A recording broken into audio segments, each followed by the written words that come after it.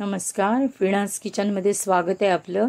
चला आज आपण पुण्याची मँगो मस्तानी तयार करूया।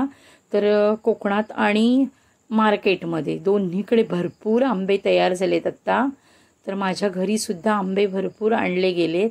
तर इथे आपण हापूस आंबा कट करतोय। तर आपल्याला मस्तानीला जेवढा आंबा पाहिजे तेवढा आपण पहिला कट करून घेऊया।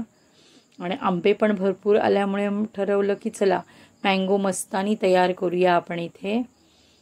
तर इथे असे बघा मी उभ्या आडवे लाईन मारून घेतलेत। आपल्याला जो कटिंगचा थोडासा आंबा लागणार आहे त्याच्यासाठी, तर त्याची पहिली तयारी करून घेतली आहे। आता आपण मिक्सरचं भांडं घेऊया आणि त्याच्यात आपल्याला जेवढा आंबा पाहिजे तेवढा चमच्याच्या साहाय्याने असं सगळा व्यवस्थित आंबा काढून घेऊया। आणि हापूस आंबा ना खूप गोड असतो, पण जेव्हा पण आंबे हापूसचे खायचे असतील किंवा कुठचेही आंबे तुम्ही खाल तर किमान 15 ते 20 मिनिटं तरी थंड पाण्यात घालून ठेवा, कारण आंबा खूप उष्ण असतो। मी वेलची पावडर टाकली आहे बघा।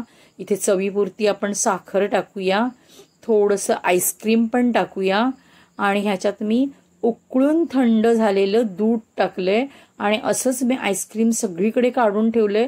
सगळे जे हे बाऊल होते ते पटापट वितळायला लागलेत, एवढी गरमी आहे कोकणात। तर इथे बघा असं सगळं मिश्रण मी मिक्सरवर फिरवून घेतलंय। आता हे जे आपलं मँगो शेक आहे तो घट्ट झालाय, त्याच्यामुळे आपण पुन्हा त्याच्यात दूध टाकतोय आणि थोडं मिक्सरवर मी फिरवून घेणार आहे, कारण दूध नाहीतर मिक्स होणार नाहीये। कट केलेला आंबा आहे तो मी ग्लासमध्ये टाकते, त्याच्यावर थोडीशी तुटी फ्रुटी आणि आईस्क्रीम टाकणार आहे मी। आणि त्यानंतर आपण मँगो शेक करून घेतलाय तो ओतणार आहोत। तर इथे मी अशी तुटी फ्रुटी टाकली, चेरी पण होती माझ्याकडे ती पण टाकली आहे मी।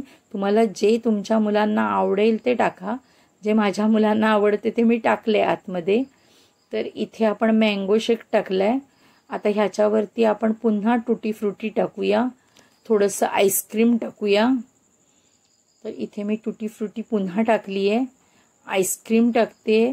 आईस्क्रीम म्हणजे काय, आईस्क्रीमच बनून गेलं, इतकं फास्ट वितळून गेलं की असं अख्खा गोळाच निघेना त्याचा।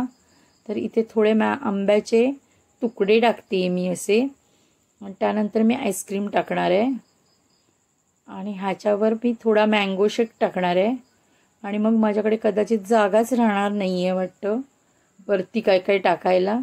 तर इथे असं आपण मँगो शेक टाकलाय, तुटी फ्रुटी थोडीशी टाकून घेऊया आपण आणि त्यानंतर थोडं आईस्क्रीम टाकूया आपण, नाहीतर हे बाहेर येणार आहे।